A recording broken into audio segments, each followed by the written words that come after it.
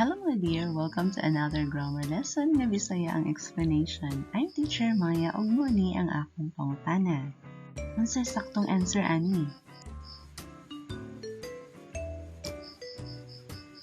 Nakahuna-huna na mo sa saktong tubag? Sige atong tan-awon. A pair of scissors ang saktong tubag. Nga naman. Tungod kay na ay mga butang nouns. No, usa ra ka buok pero naay duha ka parts, naay kapares. Example ani scissors, glasses, no, kanang sunglasses ay glasses, mga pajamas, kanang top ug bottom partner na sila. O pants, jeans, leggings, tights, shorts. Kay duha ka buok sudlanan sa imong tiil. Plural gid ang forms sa ato nga mga nouns bisan pag consider nato nga usa ra ka gamit kay pares man ang parts. Mao dili pwede ang option B, dili plural form ang noun.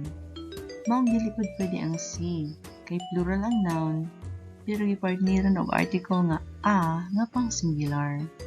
Kung mogamit man ganit ang article nga a para ani nga klase sa nouns, gamiton nato ang phrase nga a pair of, usa ka parisan sa usa ka butang, a pair of pants, a pair of sunglasses. Tungod kay gi-consider ni sila nga plural nouns, plural pud ang verbs kung sila ang subject sa sentence.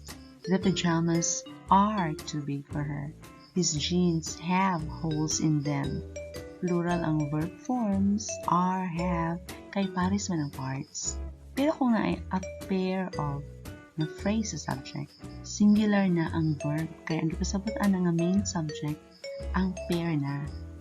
Kani, a pair of scissors is what I need right now. So, mo ni ang complete subject, mo ni ang complete predicate, pero mo ni ang main subject, ang pair.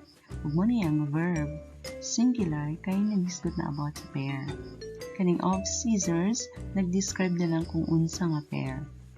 Pero kung sobra na sa usa ka parisan, example, two pairs, ma-plural form na ang pair. Plural na po ang iyang verb. So, pairs are. Ug mo to ang grammar knowledge nga akong ika-share sa inyo karon. Kung naka-learn o giganahan mo ani nga video lesson, please i-share pud di sa uban para maka-learn pud sila. Please pud kog like, subscribe or follow para updated mo sa mga videos nga i-share pa nako pohon. Daghan jud kaayong salamat. Have an amazing day.